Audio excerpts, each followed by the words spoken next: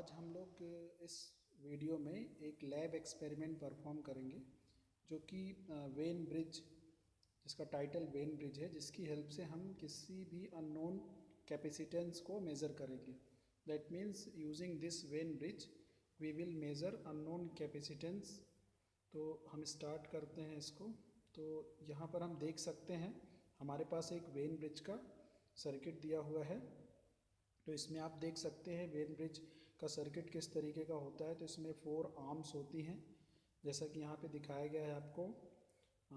A B, B C, C D, D A, सभी arms में कुछ ना कुछ वैल्यूज़ लगी होती हैं। जैसे हम यहाँ पे देख सकते हैं R3, R4, R2, C1। तो इसमें से मैक्सिमम ऐसे पैरामीटर्स होते हैं जो कि नोन होते हैं या कि जिनको हम अपने हिसाब से कम या ज़्यादा कर सकते हैं।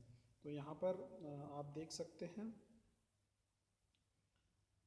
कि वेन ब्रिज का यूज़ हम फ्रीक्वेंसी और कैपेसिटेंस मेज़रमेंट के लिए या कैपेसिटर मेज़रमेंट के लिए करते हैं। तो फिलहाल इस प्रैक्टिकल में हम लोग फ्रीक्वेंसी तो मेज़र नहीं करेंगे, लेकिन हम कैपेसिटेंस की वैल्यू फाइंड आउट करेंगे। तो हम प्रैक्टिकली कैसे हम इसको मेज़र करते हैं ये देख रहे हैं आगे। तो यहाँ पर आप देख सकते हैं ये हमारा लैब में जो हमारे पास किट है मैक्सवेल ब्रिज मेज़रमेंट करने की, उसमें हमने वायर्स कनेक्ट कर दिए हैं अकॉर्डिंग टू सर्किट में जिस तरीके से कनेक्ट होते हैं। अभी हम लोग प्रैक्टिकली भी आपको ये सारी चीज़ें दिखाएंगे। तो प्रैक्टिकली देखने के लिए आप इसको देखते रहिए। अभी स्क्रीन पे हम लोग आपको प्रैक्टिकल किट शेयर करेंगे। इस स्क्रीन पे हम आपके साथ एक प्रैक्टिकल किट शेयर करेंगे, आप देख सकते हैं। तो यहाँ पर आप ध्यान से देखिए, ये देखिए, ये हमारे पास एक प्रैक्टिकल वेन ब्रिज का किट है। आप ध्यान से देखेंगे तो ये आपके पास एक सर्किट है, ठीक है। यहाँ पे 4 आर्म्स दी हुई हैं। घनश्याम बीच में बताते जाएंगे। तो घनश्याम सर भी है जो कि थोड़ा सा बीच में आपको चीज़ें बताएंगे। तो ये आपका पूरा वेन ब्रिज दिया हुआ है, ठीक है। यहाँ पर देख सकते हैं एक डिस्प्ले दिया हुआ है। जनरली हम यहाँ पे डिटेक्टर का यूज़ करते हैं। देखिए डी लिखा हुआ है, डी, ये देखिए ये डी दिख रहा होगा आपको बीच में। तो ये डी का क्या है कि जब भी हमारे बैलेंस होगा, बैलेंस होने का मतलब क्या है कि जो हमारा ये टर्मिनल है यहाँ का वोल्टेज और जो हमारा यहाँ ये जो एक टर्मिनल दिख रहा है आपको, ये यहाँ का वोल्टेज इक्वल हो जाएगा, या ऐसा भी बोल सकते हैं यहाँ और यहाँ का वोल्टेज जब इक्वल हो जाएगा तो इस या उसकी वैल्यू इक्वल हो जाएगी। तो यहाँ से कोई करंट पास नहीं होगा। करंट पास नहीं होगा तो हमको यहाँ पे रीडिंग जीरो मिले, यहाँ पे जीरो नहीं मिले, 0.04 मिले, लेकिन ये बहुत सेट करें जैसे कि आ गया। तो इसको भी हम कंसीडर करके बहुत ही दो भी आ गया, 1 आ गया, तो लगभग 0 के बराबर हम कंसीडर कर सकते हैं।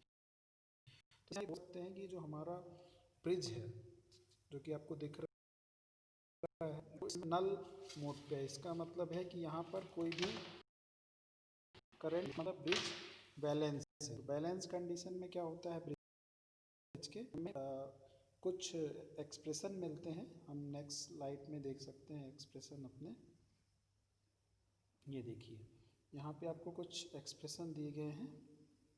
तो बैलेंस कब होगा, जब वो जो ये होती हुई आर्म्स है और उसकी जो अननोन है दोनों की वैल्यू बराबर होगी। हाँ, यहाँ पे सर ने जैसा कि आपको बताया कि जब आर्म्स के इम्पीडेंस के मल्टीप्लिकेशन आपस में बराबर होंगे तो उस समय ब्रिज हमारा बैलेंस होगा। या फिर हम ऐसा भी बोल सकते हैं अगर बैलेंस होगा तो ये कंडीशन सेटिस्फाई तो हम इसकी होगी। सहायता से उसकी वैल्यू निकाल लेंगे, R1 और R2। अब हम यहाँ पे देखते हैं कि ब्रिज जब हमारा बैलेंस था तो हमें फार्मूला क्या मिला। तो आप ध्यान से देखें तो एक फार्मूला आपको दिख रहा होगा, CX is equal to CST R2 upon R1, ठीक है।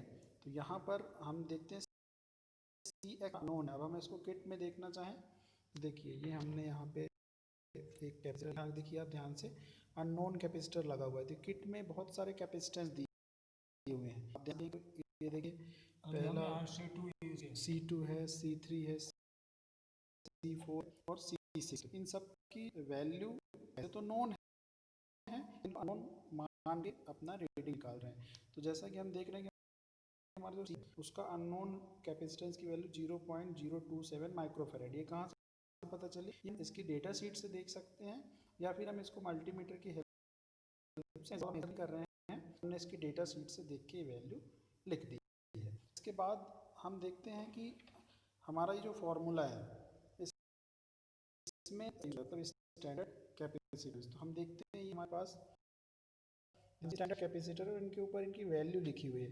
जैसे पहले में लिखी हुई है 0.1 माइक्रोफेरेड, फिर दूसरे में लिखी हुई है 0.033 माइक्रोफेरेड। तो हमने यहाँ पे फर्स्ट तरीके हमने यहाँ पे आप देखेंगे टेबल में, देखिए यहाँ पे टेबल में आप देखेंगे तो CST की जगह हमने लिखा है 0.1 माइक्रोफेरेड, तो इसलिए हमने 0.1 माइक्रोफेरेड लिख दिया है।